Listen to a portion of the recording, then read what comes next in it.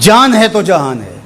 اس فلسفے کو حسین ابن علی نے بدل کے رکھ دیا کہ جان ہے تو جہان ہے۔ حسین نے بتایا جان نہیں ہے پھر بھی پوری کائنات تیری ہے۔ لوگ یہ کہتے ہیں کہ اگر لٹ گئے تو پھر سب کچھ برباد ہوگا۔ حسین نے یہ فلسفہ دیا لٹ کے ہی تو آباد ہوا جاتا ہے۔ یزید سب کچھ بچا کے بھی نہ بچ سکا، حسین سب کچھ کٹا کے بھی زندہ و جاوید رہا۔ یہ فلسفہ دیا سب کچھ کٹ جائے، سر نیزے کی نوک پہ بھی چڑھ جائے، خاندان کی لاشیں بکھری پڑی ہوں اور گھوڑوں کی ٹاپوں تلے روندی جائیں، کفن بھی کھینچ لیے جائیں، خیموں کو بھی آگ لگا دی جائے، لیکن سر شہیداں پھر بھی نیزوں پہ بلند ہی رہے گا، اونچا ہی رہے گا۔ یہ فلسفہ حسین ابن علی نے دیا۔ یہ سر جھکنے کے لیے نہیں ہے، یہ سر اوپر بلند ہونے کے لیے۔ اور میں ایک بات کہا کرتا ہوں، لوگ سر بچانے کے لیے ہاتھ دے دیتے ہیں، ظالم کے ہاتھوں میں ہاتھ دے دیتے ہیں کہ سر بچ جائے۔ حسین نے ہاتھ بچانے کے لیے سر دے دیا۔ ہم نے بچپن سے لے کر کے لڑکپن تک اور لڑکپن سے لے کر آج تک حضرت نبی رحمت صلی اللہ علیہ وآلہ وسلم کا یہ فرمان سنا ہے، من رآ منکم منکرا فلیغیرہ بیدہ فإن لم یستطع فبلسانہ فإن لم یستطع فبقلبہ وذلک اضعف الایمان، او کما قال النبی صلی اللہ علیہ وسلم۔ تم میں سے اگر کوئی برائی کو دیکھے تو وہ ہاتھ سے روکے، ہاتھ سے نہیں روک سکتا تو زبان سے روکے، اور زبان سے بھی نہیں روک سکتا تو کم از کم دل سے برا جانے۔ اور یہ سب سے کمزور ترین ایمان کا مرتبہ تھا۔ جو لوگ کہتے ہیں امام حسین کربلا میں کیوں گئے، میں انہیں کہتا ہوں امام حسین حضور کی گود کے پالے ہوئے تھے، کمزور ایمان والے نہیں تھے کہ دل میں ہی کڑتے رہتے اور ظلم کو اور جبر کو اور زیادتی کو اور ناانصافی کو ہاتھ اور زبان سے نہ روکتے۔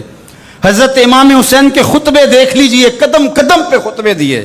محمد بن حنفیہ کے نام جو آپ نے وصیت نامہ لکھا تھا، آپ نے فرمایا انی لم اخرج عاشرا ولا بطرا ولا مفسدا ولا ظالما، میں سیر سپاٹے کے لیے نہیں جا رہا اور نہ ہی میں اپنی کسی خواہش کی تکمیل کے لیے جا رہا ہوں۔ میرے اہداف میں، میری خواہشات کے کسی گوشے میں یہ موجود نہیں ہے کہ میں تخت و تاج حاصل کر لوں گا۔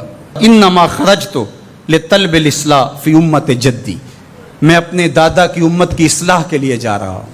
ارید ان آمر بالمعروف وانہی عن المنکر، میں امر بالمعروف اور نہی عن المنکر کے جذبوں سے مالا مال ہو کے میں اس سفر کو اختیار کر رہا ہوں۔ جب شریعت کا مذاق اڑایا جا رہا ہے، شریعت کی شکل بدلی جا رہی ہے، خلافت کا رشتہ قرآن سے ٹوٹ گیا ہے اور ایک نئی صورت دین کو دی جا رہی ہے، اور جو اس سانچے میں ڈھل کے دین نکلے گا وہ محمد عربی کا دین نہیں ہوگا، جو طائف کے بازاروں سے لے کے مکے کی گلیوں تک، احد سے لے کر غزوہ حنین تک حضور نے خود اور اپنے اصحاب کو تکلیف میں ڈال کے جو دین دیا، جو امت تشکیل دی، یزید اس سارے نظم کو بدل رہا ہے، تو کیا نبی کا نواسا جس کو حضور نے گود میں پالا ہو وہ خاموش ہو کے بیٹھ جائے؟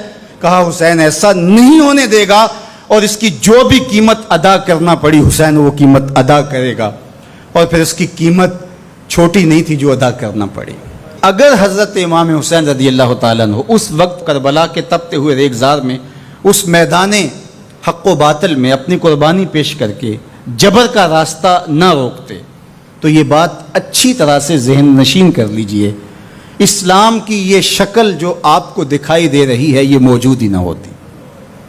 دنیا کے اوپر کتنی تہذیبیں، کتنی ملتیں اور کتنی اقوام، جب ان کے اندر تغیر آیا تو وہ اپنی اصل صورتی چیزیں کھو بیٹھی۔ دنیا کے اوپر کتنے مذاہب، یہودیت کی شکل دیکھ لیجئے، کیا یہ وہی صورت ہے جو حضرت موسیٰ لے کر آئے؟ عیسائیت کی شکل دیکھ لیجئے، کیا یہ وہی صورت ہے جو حضرت عیسیٰ لے کر کے آئے؟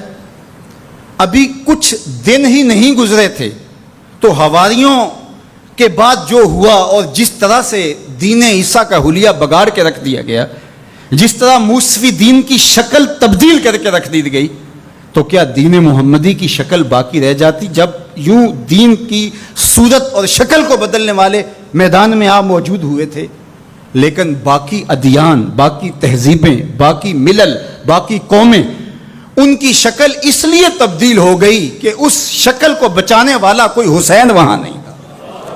اور یہاں اس دین کی اصل صورت اور شکل اس لیے موجود رہی کہ اس دین کو بچانے والا حسین ابن علی موجود تھا۔ مسٹر گوکھلے نے کہا تھا کہ اگر حسین ابن علی رضی اللہ تعالی عنہ نہ کھڑے ہوتے تو اسلام یا تو مٹ ہی جاتا، اور اگر موجود رہتا تو اس کی وہ شکل نہ ہوتی جو محمد بن عبداللہ لے کر آئے تھے، اس کی شکل وہ ہوتی جو یزید پیش کر کے جاتا۔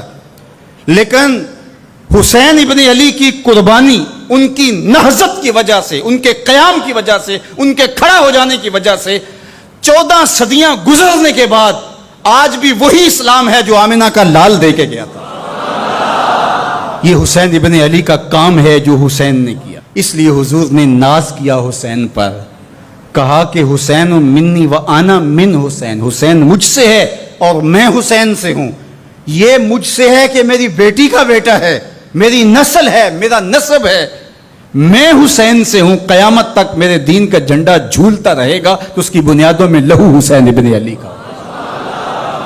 حضرت امام حسین رضی اللہ تعالی عنہ نے ایک بات کہی تھی جب بیعت کا آپ سے مطالبہ کیا گیا، تو آپ نے یہ نہیں کہا کہ میں یزید کی بیعت نہیں کرتا، بلکہ آپ کا جملہ تاریخ ساز ہے، بڑے لوگوں کا کلام بھی بڑا ہوتا ہے اور حکمت کے نور سے بھرا ہوا ہوتا ہے، قیامت تک ایک نسب العین دینا تھا۔